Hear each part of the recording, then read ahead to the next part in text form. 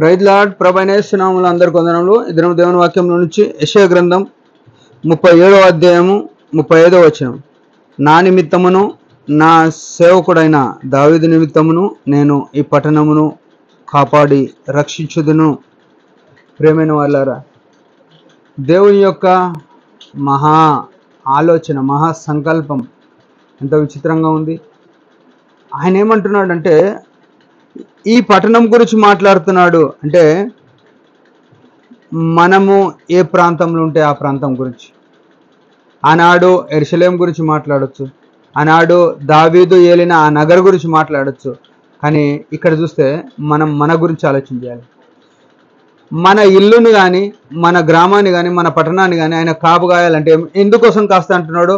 నా నిమిత్తము, నా సేవకుడు అయిన దావీదు నిమిత్తము అని చెప్పినాడు.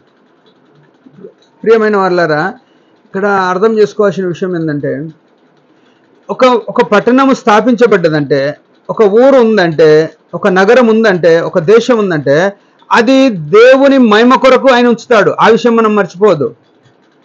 మనం ఏమో బతికిపోయినామనడానికి కాదు, అది ఆయన మహిమ కొరకు దాన్ని ఉంచుతాడు అని గుర్తుపెట్టుకోవాలి. ఇక్కడ అదే మాట అన్నాడు, నా నిమిత్తము అని చెప్పినాడు. ఆ తర్వాత ఇంకెవరి కోసం అంటే, ఆయనకి ఇష్టలైన మనుషుల కొరకు ఆ పట్టణం ఉంటుంది.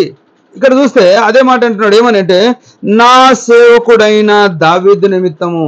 దావీదు ఎవరంటే దేవుని ఇష్టానుసారుడైన మనుషుడు, దేవునికి నచ్చిన వ్యక్తి. ప్రియమైన వాళ్ళారా, దేవునికి నచ్చినట్టుగా మనం ఉంటే ఆ పట్టణాన్ని నాశనం చేయకుండా కాపాడుదాం అనుకుంటాడు దేవుడు. కాపాడుతాడు అనుకున్నాడే కాదు, కాపాడుతాడు.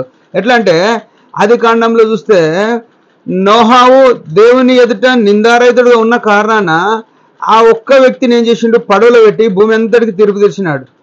అంటే ఆయన భూమి మీద ఉన్నంతసేపు వర్షం రాలే. ఆయన ఎప్పుడు పడవలోకి వెళ్ళిండో అప్పుడు వర్షం వచ్చింది. అంటే ఒక నీతిమంతుని నష్టం చేయడు, ఒక ఇష్టమైన వాడిని నష్టపరచాడు దేవుడు. అది గుర్తుపెట్టుకోవాలి. రెండో విషయము, సొదొమ గొమొర్రా పట్టణంలో లోతు ఉంటే, లోతు దేవునికి ఇష్టానుసారుడైన మనుషుడు. యాకోబు పత్రికలో ఉంది, తన నీతి గల మనసును దినదినము నొప్పించుకొని వచ్చాను అని రాయబడ్డది. ఆయన నీతిగా ఉన్న కారణాన సొదొమ పట్టణంలో ఈ లోతు ఉన్నంతసేపు ఉగ్రత, ఆ అగ్ని గంధకములు రాలేదు. కానీ ఎప్పుడైతే ఆ పట్టణం నుంచి దేవదూతలు బయటకు తీసుకొని వచ్చినారో అప్పుడు అగ్ని గంధకములు కురిసినాయి. ప్రియమైన వాళ్ళారా, ఈ దేవుడు ఎంత మంచి దేవుడు! ఈ దావీదు నిమిత్తం అంట. ఇప్పుడు మనం గమనించుకోవాల్సిన, ప్రశ్నించుకోవాల్సిన ప్రాముఖ్యమైన విషయం ఏంటంటే, నీ కొరకు లేదా నా కొరకు మనం ఉన్న కారణాన మన ఇల్లు బాగుంటుందా, మన సంఘం బాగుంటుందా, మన గ్రామం, మన పట్టణం, మన దేశం ఏదైనా, అరే ఈయన కోసం ఇక్కడ ఏమంటాడు? దావీదు నిమిత్తము అని ఇక్కడ రాసింది. అప్పుడు నోహావు నిమిత్తం భూమి అంతా నష్టపోయినా సరే నోహావును బతికించినాడు. అది లోతు గురించి సొదొమ అంతా నష్టపోయినా సరే లోతును తప్పించినాడు. అయితే మన గురించి ఈ పట్టణాన్ని కాపు కాయాలంటే మనం చేయాల్సిన పని ఏంటంటే, లోతు వలె నీతిగా ఇంకా చూసినట్టయితే మనం మొట్టమొదటి వ్యక్తిని చూసినట్టుగా ఆయన గురించి నీతిగా ఉన్నట్టుగా ఆది కాండంలో చూసిన వ్యక్తి ఉన్నాడు కదా, ఆయన గురించి నీతిగా ఉన్నట్టు, నోహావు గురించి నీతిగా ఉన్నట్టు అట్లా నీతిగా ఉండాలి. దావీదు లేక ఇష్టానుసారంగా ఉండాలి. ప్రియమైన వాళ్ళారా, మనం దేవునికి ఇష్టానుసారంగా ఉండకుండా, దేవుని నీతిని జరిగించకుండా, నీతిగా లేకుండా మా పట్టణం బాగుండాలి, మనం బాగుండాలంటే అసలు ఉండలేం. దేవుడు ఒప్పుకోడు దానికి. నోహా విషయము ఎంత జాగ్రత్త వహించినాడు, లోతు విషయం ఎంత జాగ్రత్త వహించినాడు. దావీదు గురించి ఇక్కడ రాసిన మాట అదే, నా నిమిత్తము, నా సేవకుడు అయిన దావీదు నిమిత్తం ఈ పట్టణాన్ని కాస్తా రక్షిస్తా అంటే చెప్పినాడు.